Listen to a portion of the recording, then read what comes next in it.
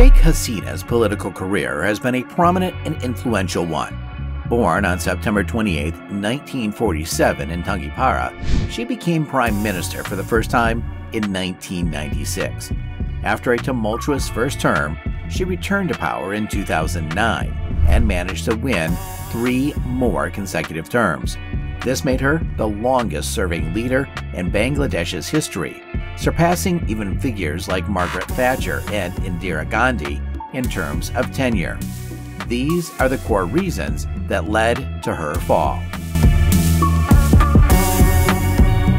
On August 5th, Sheikh Hasina Wajid, the former Prime Minister of Bangladesh, resigned and fled the country, marking the end of her 15-year rule. The immediate catalyst for her downfall was a series of student-led protests over civil service job quotas. These protests, initially aimed at reforming the quota system, quickly escalated into a broader anti-government movement. Despite the protests beginning with demands for job reform, it grew into a major challenge to Hasina's government. Hasina's tenure, spanning from 1996 to 2001, and then from 2009 to 2024, was marked by a mixture of significant achievements and severe criticisms. Her rule saw substantial economic progress, with Bangladesh becoming a global hub for garment exports and experiencing notable improvements in infrastructure and social services. However, her leadership also faced substantial criticism for its increasingly authoritarian nature. The roots of Hasina's downfall were deep and multifaceted. Since 2009, her governance style had increasingly resembled a one-party rule, with a systematic crackdown on political opposition. Her main rival, Khalida Zia of the Bangladesh Nationalist Party, faced numerous legal challenges and was sentenced to 17 years in prison in 2018. This harsh treatment of political opponents was a major factor that eroded public support and fueled dissatisfaction. Additionally, her government was accused of widespread human rights abuses. The brutal persecution of leaders of the Jamaat-e-Islami Party, including convictions and executions by an international crimes tribunal, drew significant criticism. The repression extended to the broader political landscape, with dissent being aggressively suppressed. As the student protests of 2024 intensified, Hasina's response exacerbated the situation. Her call for Awami League supporters to combat the demonstrators contributed to escalating violence, bringing the country close to civil conflict. The violent suppression of protests, including mass arrests and curfews, further alienated the public and intensified the crisis. Following her resignation and flight from the country, Bangladesh plunged into chaos. The interim government, led by Muhammad Yunus, faced the daunting task of restoring order.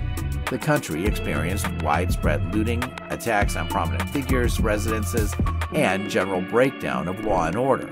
The dissolution of parliament and the formation of an interim government were intended to stabilize the situation and pave the way for new elections.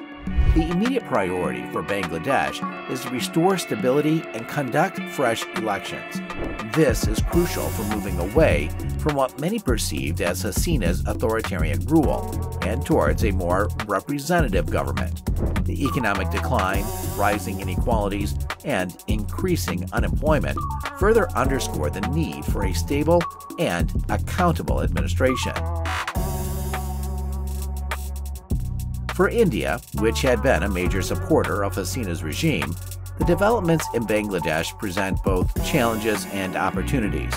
Under Prime Minister Narendra Modi, India's foreign policy has become more assertive, and Bangladesh's perceived subservience to India had been a point of contention among many Bangladeshis. The current political upheaval offers a chance for India to reassess its approach and possibly improve relations with Bangladesh.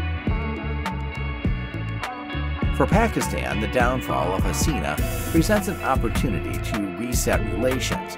Sheikh Hasina had maintained a strained relationship with Pakistan, often using international platforms to highlight historical grievances. This estrangement has been a barrier to improving bilateral ties. The interim government in Bangladesh and potentially a new elected administration could signal a willingness to engage in dialogue and work towards normalizing relations with Pakistan. The question, however, is, can the interim government tackle the immediate challenge? The interim government faces huge challenges right now. Their top priority is to restore trust in law enforcement and administration. For years, these institutions were packed with party loyalists who abused their power and ignored the law. Many were involved in corruption and human rights violations. The new leaders must ensure accountability for past abuses and reassure the public that real change is happening. Reports of looting, arson, and attacks on minorities are troubling.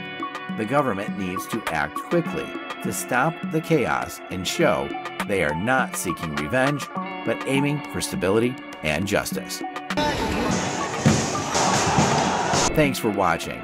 If you found this video informative, please like, share, and subscribe for more content on global political developments. We'd love to hear your thoughts in the comments below. See you next time.